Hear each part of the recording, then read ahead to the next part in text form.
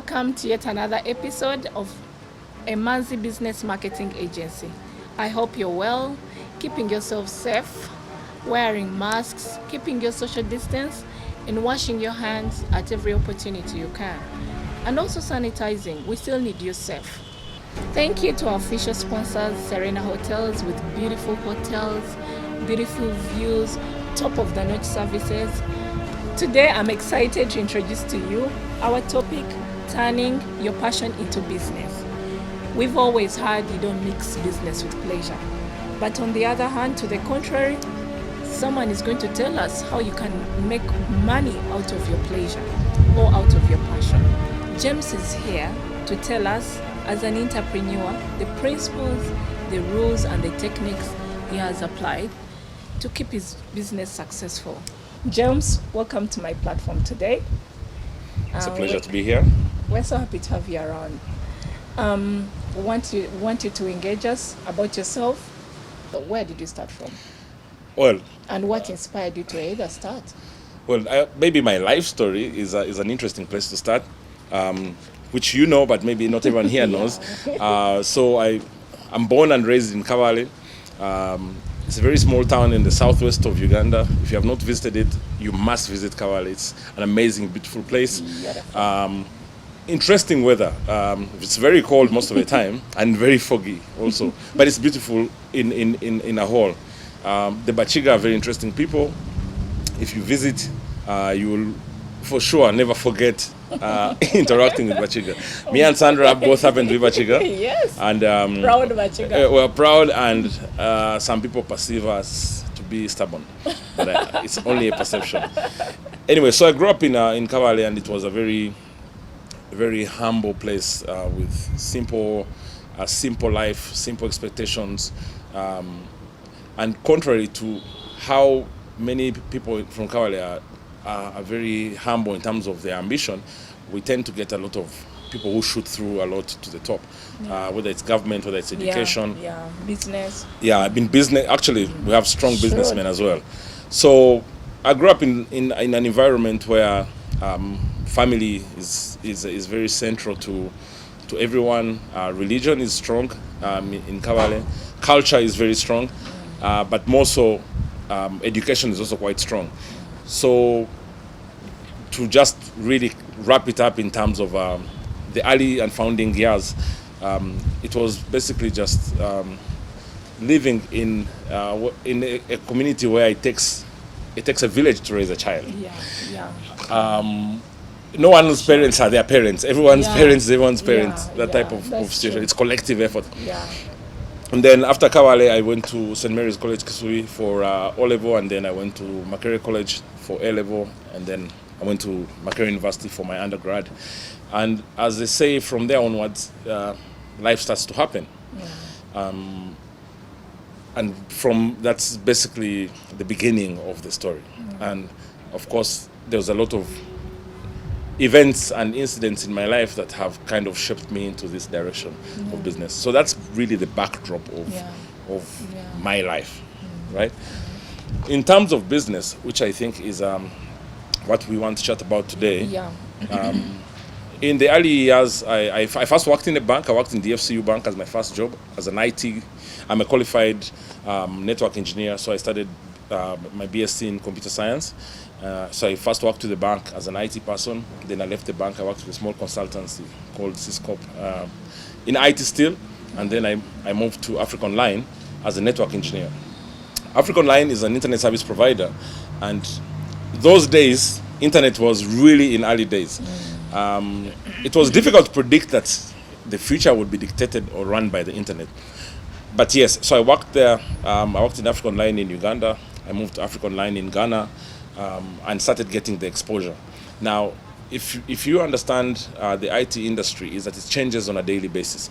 So if you're going to basically get ahead in the game, you need to really get exposed. You need to, of course, continuously study and certify, but get ahead in the game. And getting ahead in the game means exposure, means meeting people, interacting with people.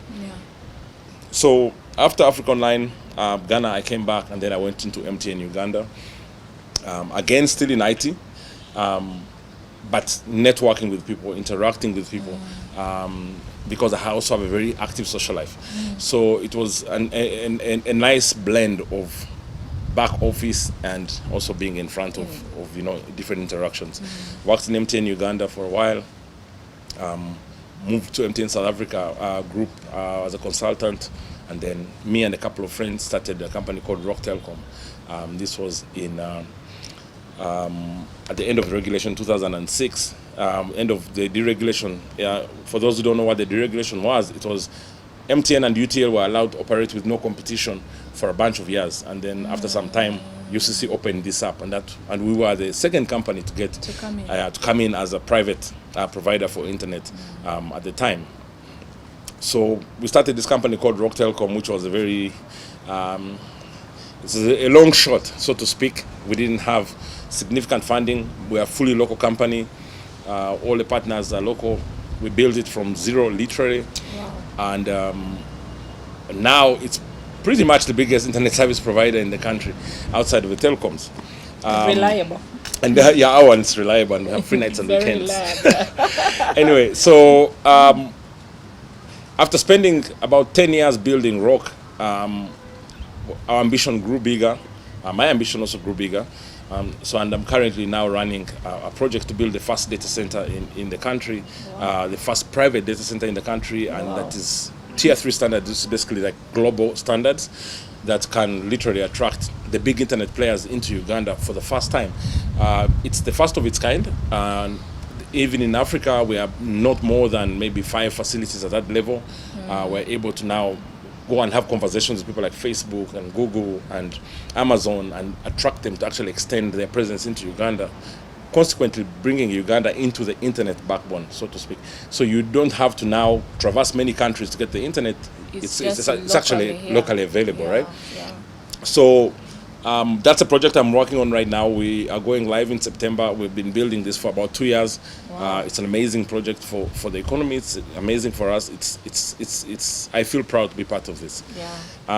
That's basically my tech journey, right? Yeah. And this is just fully on the technical side, and basically I'm an internet person, and all my work has always been around bringing the internet closer to Uganda, bringing Uganda closer to the internet, and making it cheap and available. And that's going great. It's a continuous battle, but if you really think about it, the future is in the internet. In fact, your present is in the internet. I'm sure you're watching this over the internet anyway. Everything is beginning to converge into the internet the way we see it. And it's becoming apparent to the public as well that you need to start thinking around how do you build your business around the internet. It's a new era now. It's a whole new era. It's how much content can you put online, how do you secure your content, how much connectivity you need for home, educating the children online. And the time even you spend to connect, because most service providers of internet in Africa, the services are so bad. And you have to understand it's growing too fast. It's growing way faster than they projected it. If you try and think about it from a service provider's perspective, you're managing your capital and you're saying, I want to maybe expand my network in the next 2 years. I want to maybe use my resources to grow my base by this amount. Now, a situation like Corona happens, and you expected to roll that up and 2 years ahead and try and be ready for the customer's needs. It's not easy. Think about how rapidly changing the TV space is, for example. DSTV, for the longest time, was the biggest provider of any type of quality entertainment you wanted. Right now, things have shifted. So you're looking at even things like Netflix becoming very central to you. Watching YouTube, watching Instagram Live. People like musicians moving their performances into the online space. Now you suddenly need reliable connectivity. You need very, very stable links with enough bundles affordably. So tell us about your bundles. Well, the bundles, like on a ROKE perspective, is and I want to talk about home because home links are now becoming more central. No one is working in their office anymore. People are working home. Everyone is working from home. And just think about a typical experience. I'll share with you what happens in my home. The children are learning online. The ones who are too young to learn from a formal education are watching their entertainment online in terms of busy. edutainment, as they call it. Yeah, because they are watching cartoons that are also informative, or maybe watching some of the Bible stuff. My wife is doing her work online. She's attending her church online and participating in it as well, because it's interactive. I'm doing my work from home. Even the support team at home also keep in touch with their relatives online, sharing pictures, sharing little videos. So technically, you need a reliable link, but it has to be affordable. You need to be able to pay for it. So, like from a ROKE perspective, we have basically what we call the home products, and they are centered and developed around free nights and weekends. The reason is because we know in the night is when your consumption is very high.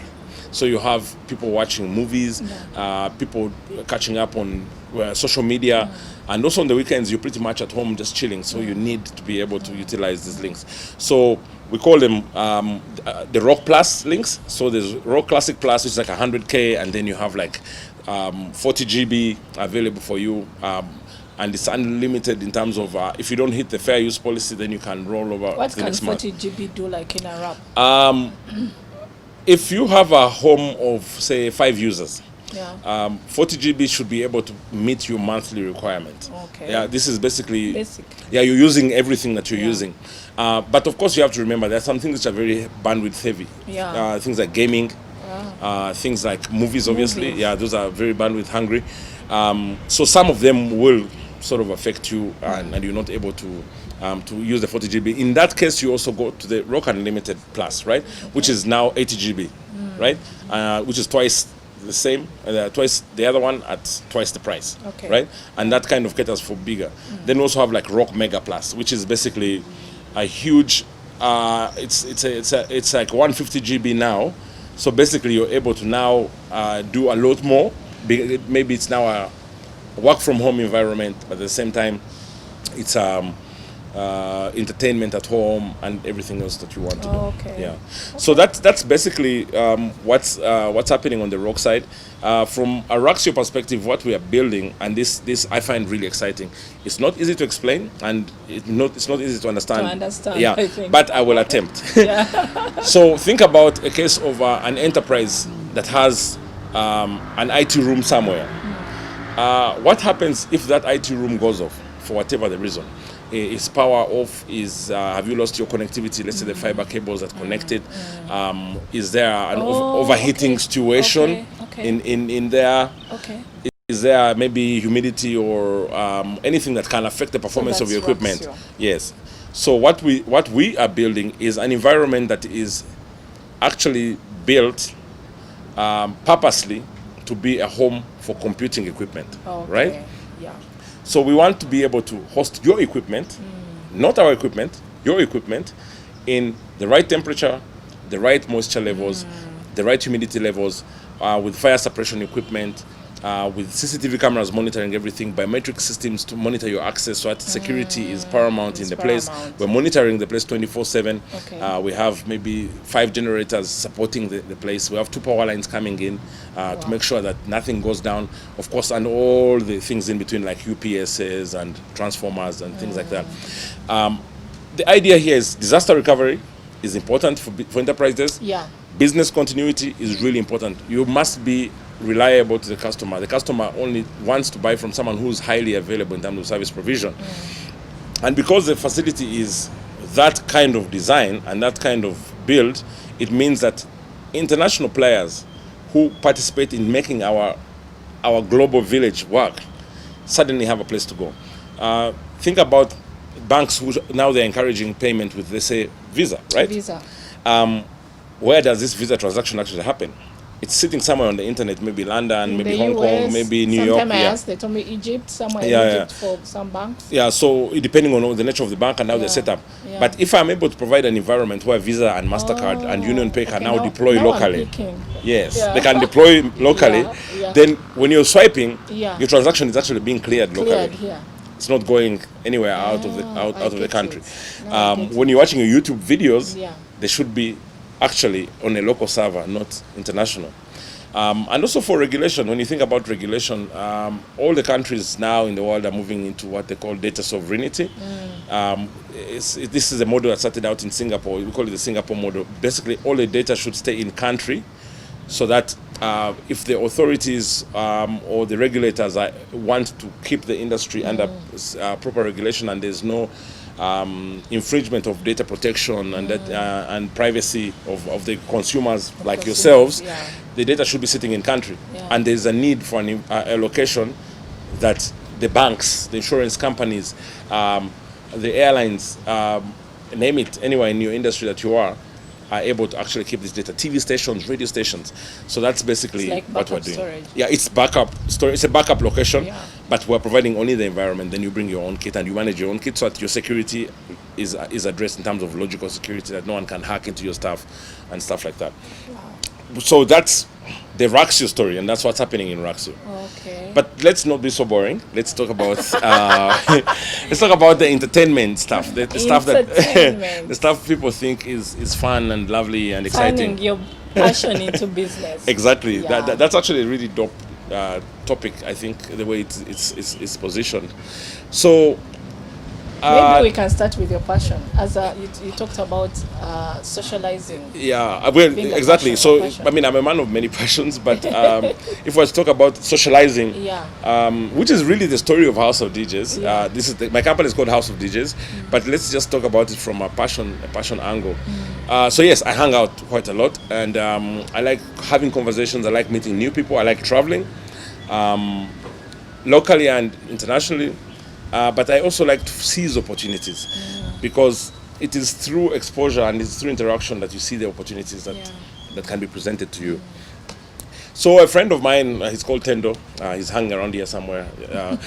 A friend of mine and I decided that we were getting tired of spending money in the bar and not getting paid for it. So we and throwing parties. So we decided that is there a way that you can have a blast and get paid for it? And that's very serious. It's not a joke. So we started this company called House of DJs about 8 years ago, and House of DJs, actually 9 years. House of DJs is basically in the beginning we were ideally just trying to promote local DJs and MCs to basically be able to professionalize their trade, expose them into the market, and be able to bridge the gap between them and the crowd. If you think about the DJing industry, for example, first of all, if you say you want to be a DJ to your father right now, if you're like in school, you might get a slap. You understand? It's like one show of saying that I've failed in life. But that's not the reality. If you think about global markets, DJs are paid significant amounts of money. At one point, I think we've paid a DJ $50,000 to perform for like a 2-hour DJ set. And these are not even the top DJs in the world. If we're to go a little bit deeper, because I hope some of our audience is younger people who are actually funky and they know all these things. If you look at someone like David Guetta, for example, as a DJ, or Calvin Harris, or the late Avicii, you know, those kind of DJs, these guys command, okay, let's even keep it to Africa. Black Coffee, for example. These guys command $100,000 a performance. Who doesn't want that kind of money? And you can actually, if you're a DJ, you can even do 5 gigs a week. You understand? And flying across the world, you have a party in Ibiza, then you go to Hong Kong and throw another party, and then go to whatever. And you're just playing for 2-3 hours, driving everyone wild and being in festivals and getting paid a lot of money for this. So we thought that the market in Uganda needed to be exposed outside of just your local DJ in the pub who you don't even know who he is. You know, at most all he gets is a couple of drinks, and then you bang him a request and he plays for you. Like, can we actually get these guys paid, right? You know, imagine even when the DJ is coming to play like for a private function, he's the last guy you want even serve food. You're like, let the guests first eat, you know? He's not that important, right? Because you don't think he's important. So we thought that should change. So, and then not like any of us was a DJ, but we just kind of understood the industry. So we started House of DJs ideally to professionalize the whole DJ space and actually bring it to what the Kenyans and the South Africans were doing already. And we started in a very interesting way. It took off like wildfire. The DJs became very popular, and of course with popularity you get challenges. So at this moment the DJs start to realize that they can actually do all this on their own, which is actually part of the reason why we wanted this stimulated. So we were okay with the DJs moving on and building their own brands and competing favorably, and to an extent, not even some of the popular DJs will even know that maybe we played a role in making them how big they are now, right? But that was fine because we also had other gigs. This was like a side hustle, so to speak. So when the DJing ran kind of plateaued, we basically thought about what can we really do in the entertainment space. So we thought about moving from being a DJing outfit to being, and by the way, even think about building a DJ school, which is still possible. But of course, there's a perception change we need to first make to the parents, and that's a lot of work.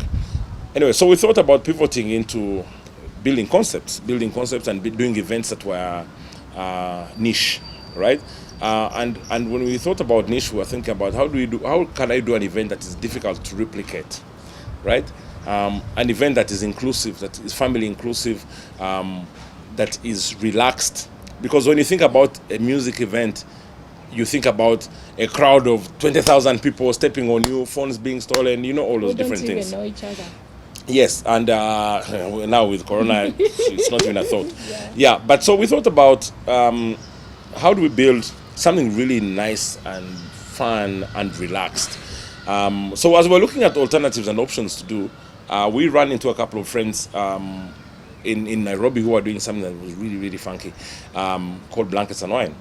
So we spent some time with them, interacted with them, and said, how about we build a franchise for Uganda for this? It's a different market, it's a different approach, but we can do it. They were good with the idea. We agreed, we signed the franchise for that, and then we rolled out Blankets and Wine in Uganda. Let's say it just took off like wildfire, right? The idea was building this family style picnic event. Bring your own food, bring your own drinks, set up your own environment, chill with your friends, meet new friends, and have music in the background, and then climax the event with an international performance. And it took off. And it came at a very interesting time because I think the GOAT races was addressing premium events at the time, and then it kind of like has shut down around that time. So we basically took up the space as the premium event in the country.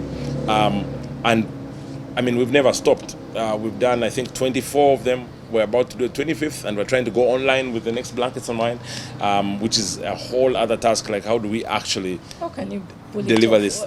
Well, part of it is currently a secret because I don't want to like give out too much. But we'll chat about that a little bit. Because the real thing is so epic. Yes, because the experience is really what we're selling, right? Yeah.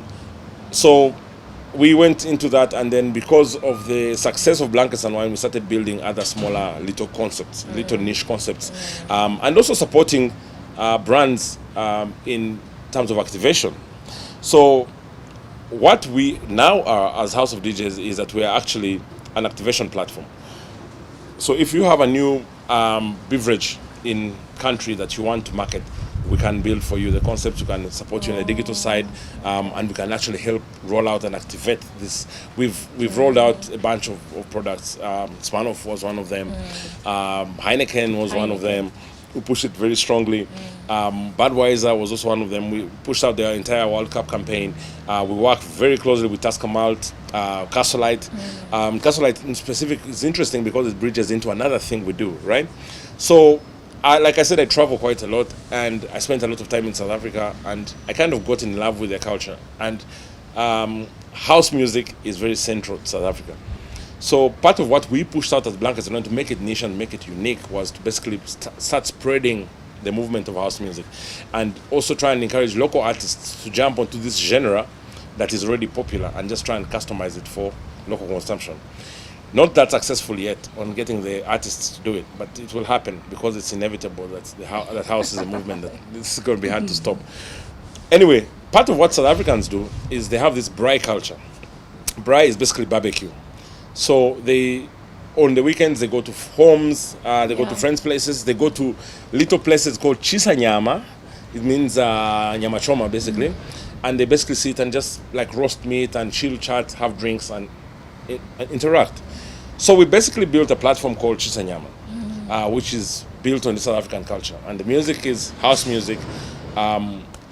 It's a barbecue type event, card games, chill with your friends, play games. listen to this foreign genre of music. There's drummers playing, drinks, cocktails, everything, and basically just find a way of blowing up your weekend. And everything we do daytime events. Yeah. That's one thing we prefer to do. So it's a Saturday afternoon event. Blankets and Wine is a Sunday afternoon event.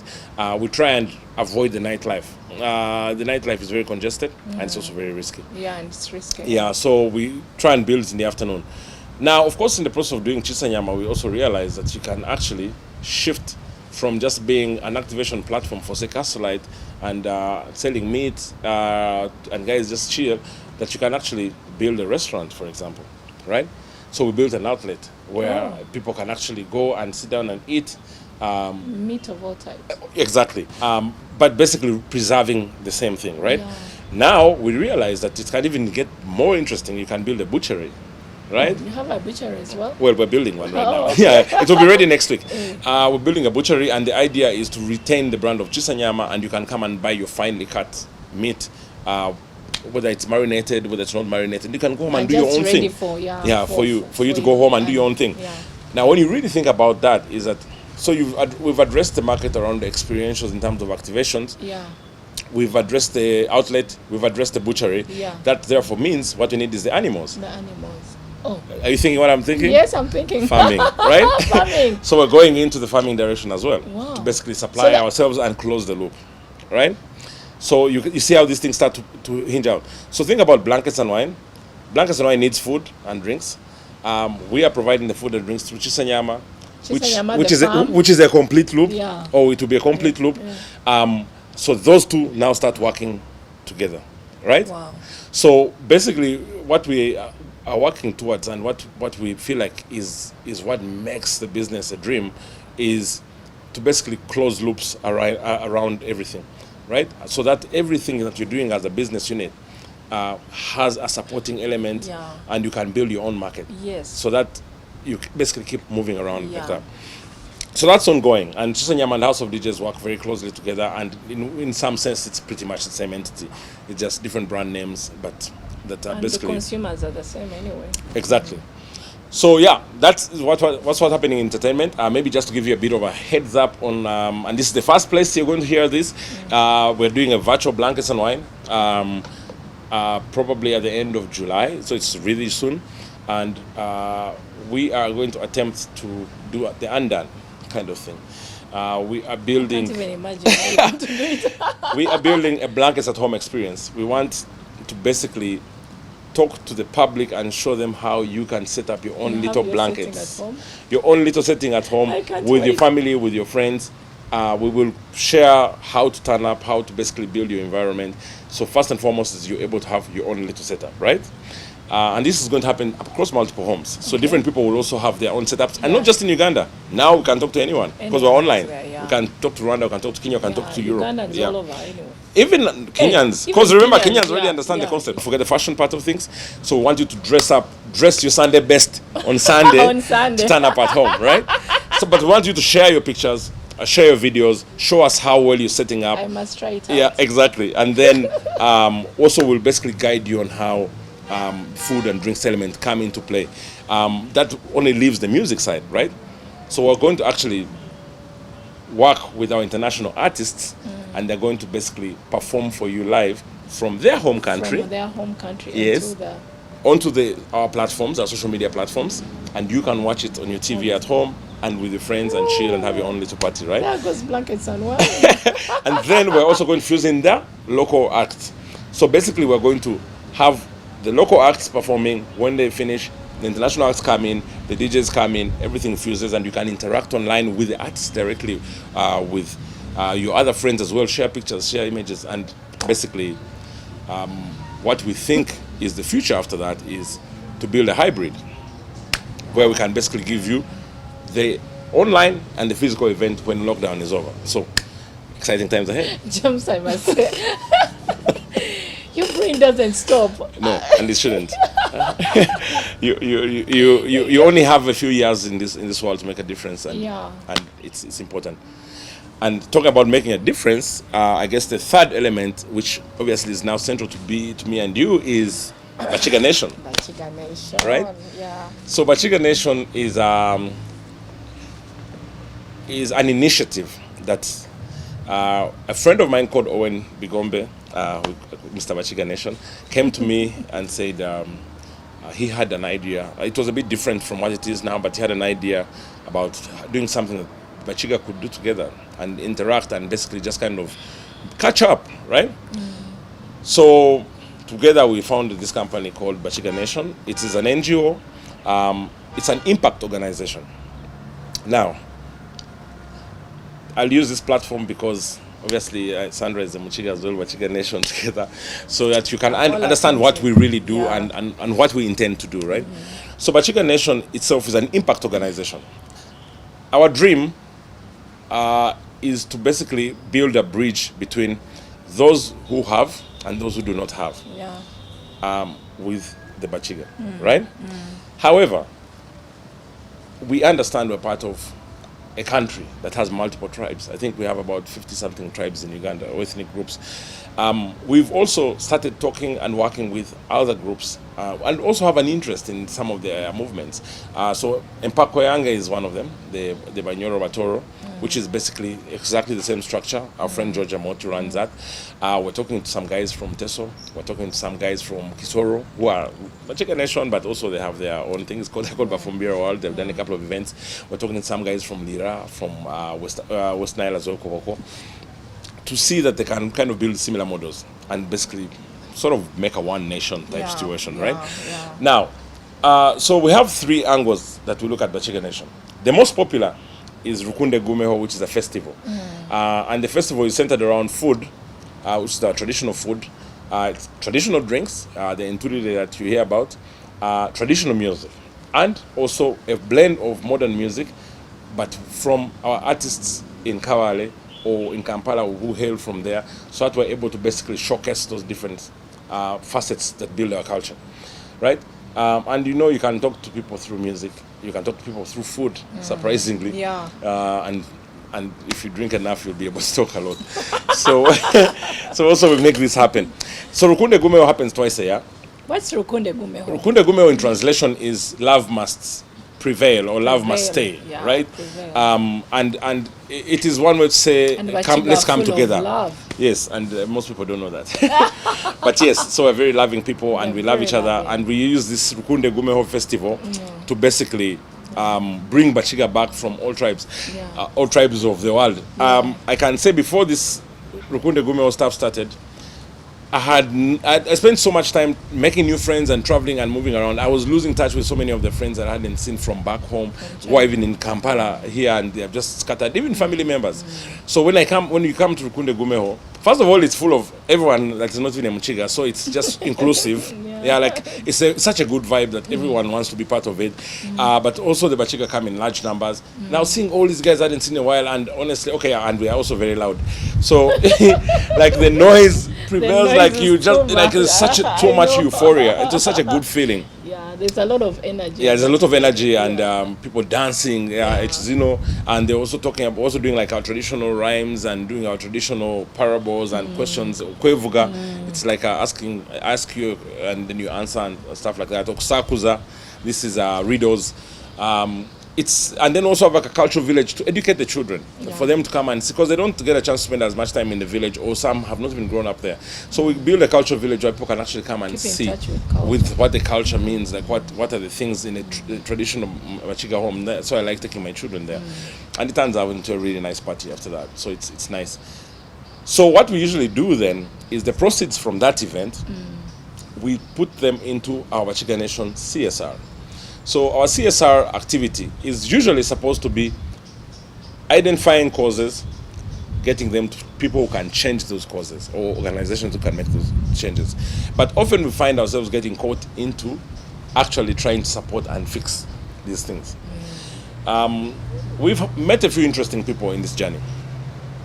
There's a girl's home in Kawale called Grace Villa. We ran into them in the very early stages. It's run by a lady called Ruth Ndiabaika, who is just angelic. Yeah, she takes in girls who have issues. They have no homes, they've lost parents, they have lost direction, and tries to shape them. So we ran into these guys and then we started supporting them, but mostly creating exposure. We might have not supported them with as much money as the exposure that we give them, but also we got involved in their personal lives, and some of the members of BAKIGA Nation, godparents of some of the others, were paying school fees for some. Even where we fail, we can try and bring in, extra support.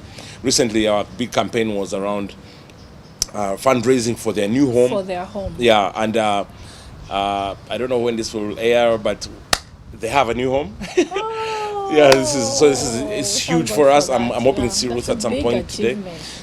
It's massive. Yeah. So we continue to support, but of course mostly by creating exposure. Then we also run into even smaller individual kind of issues. We run into this armless lady who has a brother who's, I think, autistic, and they live in a village where the community has shunned them because they think they are caste. And we basically started trying to change their life, getting them like solar for electricity, getting them mattresses, getting them food on a regular basis, and just giving them hope, right? And changing the community perspective about, and the perception about these kind of issues. Yeah. And documenting their story. Yeah. So we've done simple things like that. We've done Grace Villa type conversations. We've gone to islands that needed marketing support in Lake Bunyonyi and given them a platform. We've built 2 classrooms in a school in Rukunjiri called ROKE. We have a vision to build 5 of them. I think we're in the process of finishing the second one. So this is a project that one of my aunties mentioned to me and said, these guys have no classrooms, they're studying under the tree, what can we do? And this is the money that we basically get from Rukunde Gumeo that we use. Another source of revenue for us is basically merchandise. So we sell these t-shirts. If you see these BAKIGA Nation t-shirts all over the place, which I'm sure you see, these are part of the channels that we generate some revenues from to run the enterprise itself, but at the same time to be able to support CSR projects. And we had big plans for 2020. We're having some challenges because of, obviously, we can't have gatherings, but we are not giving up, and we think that when things open up nicely, we'll be able to do quite a lot and actually even visit and identify new community issues. Part of what we feel is the future is, one, we need to create the network between the haves and have-nots. Yeah. We need to create a network between peers so that you shouldn't be struggling on your own, trying to innovate and come up with things alone, and yet there is someone else who you can work with, right? Yeah. We're trying to build mentorship programs to be able to have subject matter experts talk to the young generation, talk to teenagers, and just kind of like equip them for the real world. And also we're building this small holiday school so that kids can actually come and learn Rushiga and be able to, if they have missed the part of growing in town, now we're college. Yeah. But Kampa. So that's you talked about haves and have-nots, yes. And that is very crucial. Yeah. Because we need to engage the haves to reach out to the have-nots. Yeah. And there are many people who have. Yeah. And we maybe they may not find a channel, they may not know or trust the channel where they can actually reach out to the have-nots. Yeah. So the bigger issue is that it's easy to get caught in your own bubble, right? Yeah. If you wake up in the morning, food is there at home because you have money or have whatever. You wake up, have breakfast. After you have breakfast, maybe watch something small, then go shop, do nice things. Come back, take a nap because you can even take a nap. You understand? I know, life is good. Yeah, life is good, right? It's very difficult to make time to think about someone is starving down there, right? Someone is starving, they don't have anything, or to even think about these kids that might not have a school and stuff. Without even, kids going to school on the lake without life jackets. Oh yeah, so we also did one of those fundraisers for the life jackets. We did a fundraiser for a boat. For these guys. That was a particularly interesting story, and they got good coverage. Beautiful. Yeah, because BBC actually covered that story. But when you know like the story of Boama, the stories around Lake Bunyonyi are so interesting. Whether it's a small island where they're chucking pregnant girls, or Boama, which has these disabled students, or the normal communities that have no transportation to schools, why they don't have schools in the island. I mean, yet you can actually do this kind of things. So this is some of the stuff that drives us to try and make a difference and be known. And I must say we have a long way to go, but at least we built the brand that is beginning to resonate in people's minds. Yeah. So that's what's happening in Bakiga And Nation. you're setting a precedent for many years to Yeah, come. because you inspire others. You inspire others who basically have these ideas and they're scared to implement them because they feel like it's a long shot. Yeah, and also church because it's not sure, you know, those kind of things. Yeah, but yeah, so that's pretty much what I'm up to. Wow. Yeah, there's a couple of other things, but I guess for the next time.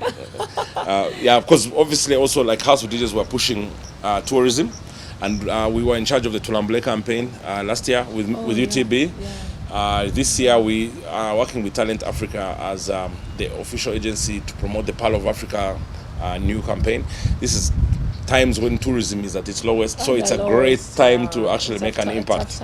Yeah, so we're working on some really amazing concepts to promote Uganda on a How can you still scale. promote Uganda after this crisis? There's so many ways. There's so many I've ways. seen like I'm subscribed to some outside outside channels, but I've seen packages, you know, tempting packages. Yeah.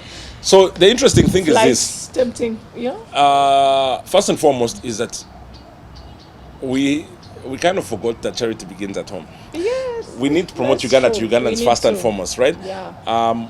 There is no reason why we shouldn't have visited every corner of our country. Yes. The country has everything. Yeah. I'll give you a simple fun fact. Kidepo is been voted the second and third most beautiful place to visit in the world 2 years in a row by CNN, right? The CNN travel magazine. 2 times the last 2 years, number 3, number 2. Kidepo. I know you haven't. And by the way, the guys watching, anyone who's been Kidepo, if you can get to me in 10 minutes after hearing this, I'll probably send you mobile money because I know you haven't. I'm not willing to give you money because I know you haven't. But yeah, so it's one of those places that people don't visit. But think about places like Semliki, right? Which is like in the middle of the Rift Valley. There's some sceneries I saw on Facebook. I'm like, is this Uganda? Yeah, the crater lakes, for example, in Nyaruguru, there's about 100 and something crater lakes happening there. Think about places like Lake Mutanda. Lake Bunyonyi. Lake Mutanda. Mutanda. Yeah, it is not even. It's not even 50 kilometers from Kabale, but you haven't gone. You understand? People like Buindi, people fly in from everywhere to go to Buindi. But even the villagers who grew up with these gorillas, they didn't even know these things were actually of some value, right? Yeah. So we need to first of all promote local tourism, right? But secondly, the only great thing that came out of this whole COVID situation is that the whole world is at the same level suddenly. Yeah. Right? There is no one who has an advantage over the other, or at least not significant. Yeah. So if I am promoting a destination in Africa and you're promoting a destination in Asia, or you're promoting in Europe, to be honest, first go on in Africa. exactly, it's probably cheaper, it's unique, it's different, yeah. The weather is predictable, and it can be happening all year round, right? Yeah. So like one of the places I'd always wanted to visit was like Santorini, right, in Italy. But now Still my number one. I'm thinking, but with the corona in Italy, am I going there? You understand? I'm like, yeah, maybe let me right at the airport. yeah. Let me say, at least let me go to Sese Island and just do something What different. in Bunyonyi? Yeah, of course, but because we used to go to Bunyonyi every weekend, so it's like it's too much of home, right? It's home. Yeah. But still, anyway, the point is there. Beautiful places in Kisoro as well. Yeah. They have. I think right now Kisoro has the most expensive and most exclusive lodges. If you look at something like Clouds, which is probably like $1,000 a night type accommodation, because it's that great. Anyway, so I think the opportunity is there for local tourism, for African tourism, regional tourism, and also for we'll international. have an episode on that one as well. Oh yeah, and I think at that time would be really, really, really good to go. Yeah. So, yeah, I mean, there's so many other things we'll chat about, and I'm probably going to keep talking, and I'll be giving a few more talks on this show. But yeah, so in general, I think that kind of summarizes what I'm up to. So as an entrepreneur, what is you have so much you've been doing, but what is that where you are so comfortable with your passion is besides the IT, these other entertainment and events? Well, surprisingly, it's in that area where I haven't yet actually kicked off strongly. Yeah. And that's, like I said, the topic for another day, which is basically agriculture, right? But not necessarily the farming process, but rather value addition. Value addition. Right? Yeah, I feel like there is a huge, I was about huge to gap. talk about it, Yeah. because you have started from value addition, now you're going to the base. Exactly. And there are some people at the base, and they don't know where to go from there. Exactly, and the base is huge because we mainly grow food for subsistence farming.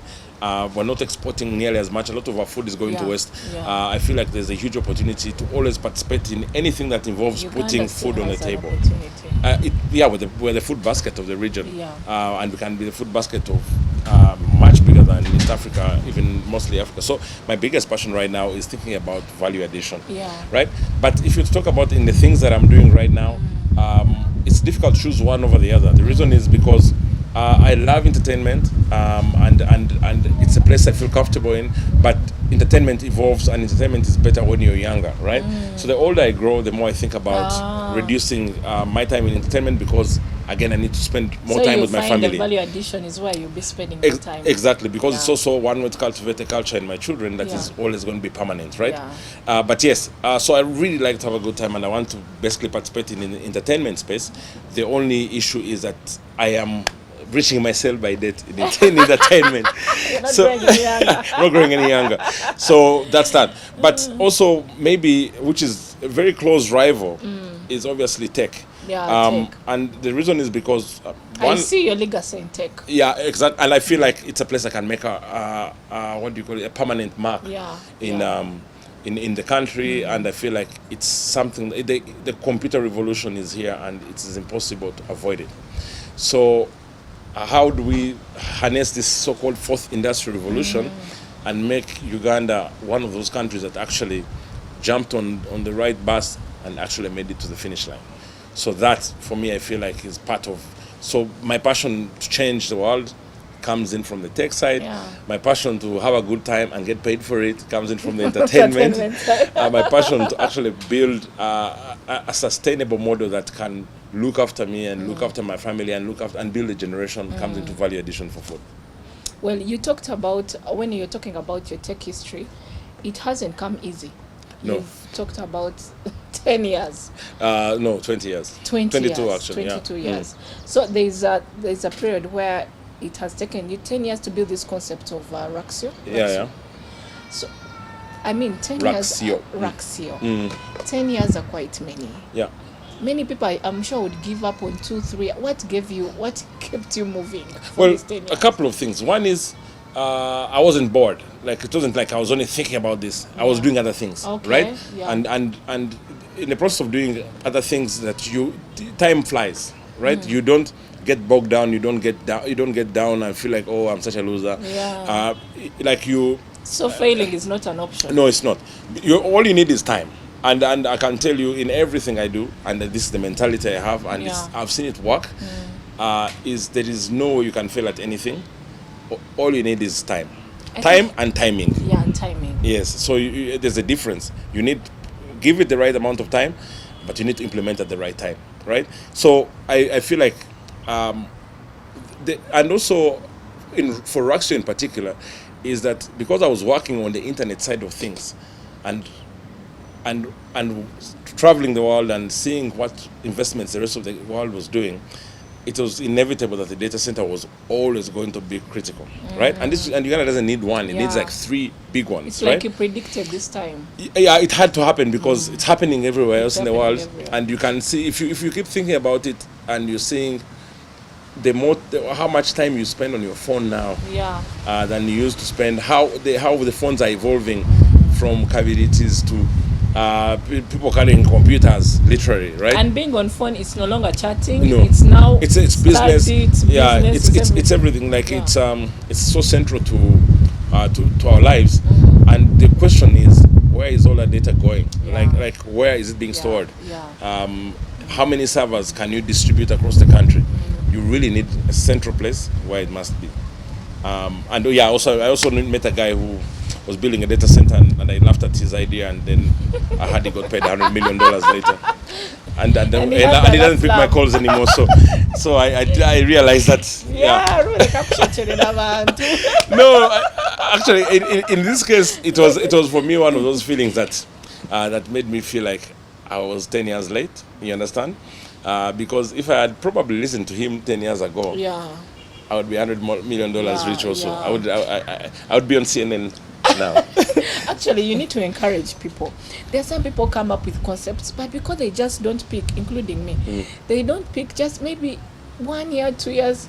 You find like, I think this is not working. Now let me try something else. Yeah. So you end up trying, starting, stopping, trying. You never come to an end of that project. Yeah, you know, there's people who say that failure is only failure if you fail to learn the lesson. Yeah. Right? Yeah. If you don't learn the lesson from your situation, then You're bound to. you're going to fail, right? But there is nothing easy. If it was easy, everyone would be doing it, right? Yeah. So it's a continuous process to. Persistence. Yes, and if I was to sit down and just tell you the things I have gone struggled through, through, yeah. the amount of money it's cost, Yeah. the number of times I have doubted myself, the number of times people have doubted me, the number of times that I should have listened to advice that I didn't, it's all part of the journey, right? But I like to say the ends justify the means. Yeah. Yeah. And celebrating little wins. You know, every time you have something that happens for you and comes through nicely, don't take it for granted that now the next thing has to be bigger. First of all, celebrate that one, right? And thank God and say, you know what, this happened. And say, okay, but So can we what do a next? bit more? Yeah. You understand? Can I stay ahead of the curve?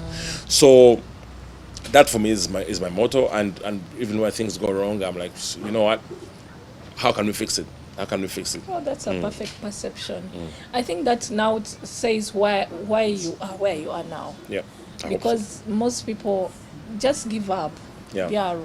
They People do. give up. They do, and it's many reasons, and you can't blame them sometimes. And But what do you do to these people you come and share an idea with, and they're like, total one, yeah, don't bother. okay, first of all, I guess now I'm old and I don't really take such advice. You understand? But also, it's nice to sort of the understand contrary, to understand why what they are saying and why they are saying it. Because the idea might be dumb itself, right? It might be just to you it makes sense, but it doesn't make sense to anyone else. Yeah, to anyone so you else. do need those people to kind of keep you grounded and tell you, you know what, maybe refine this or improve on this. And especially also you need to kind of share your ideas with the right people. With that right. Yeah. If you come asking any given person, not everyone wishes you well, by the way. That's also, you have to keep that in mind. And also, it's also how ready are you to share that idea? Because I meet a lot of people, and everyone I would meet, especially in the entertainment side, and they're like, hey, I have this concept for an event, right? But the thing is, how much time have you put in there to research it, to understand it? Yes. What else is in the market that is similar to this concept? What can other people do that you can't do?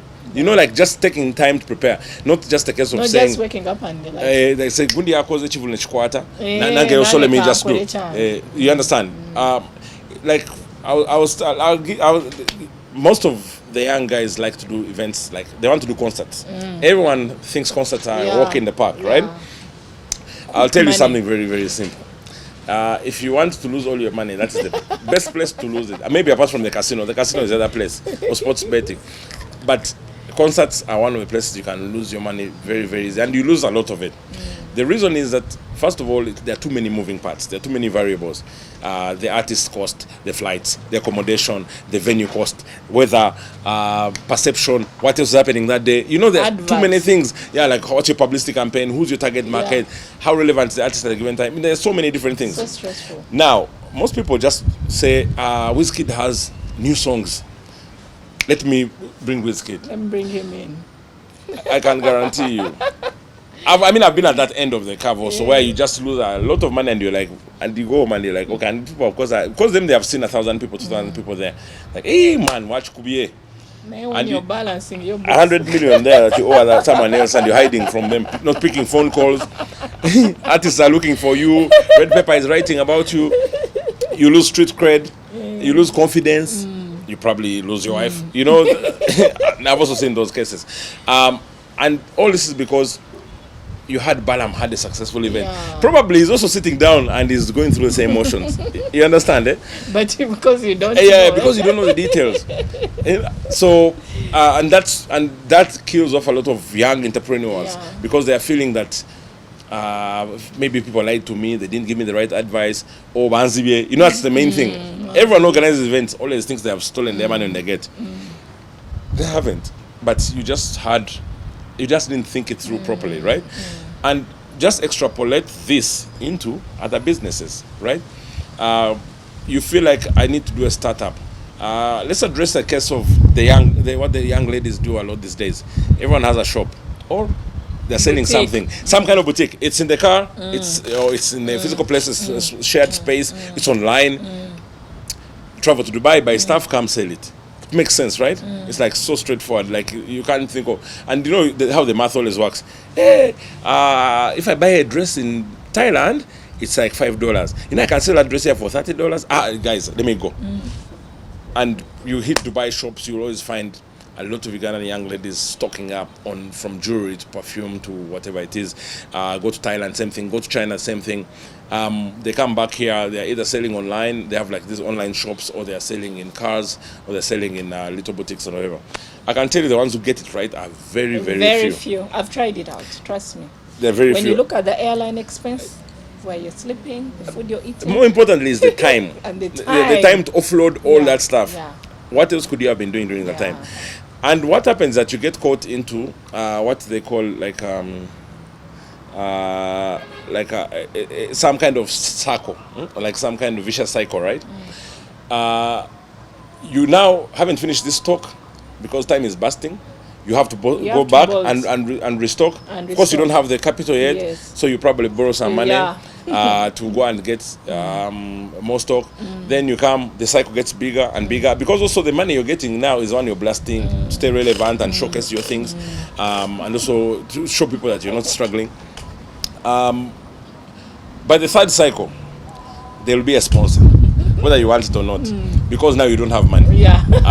And you borrowed your friend's money and finished it. The bank can't give you money because you're Probably running. have not paid back. Exactly.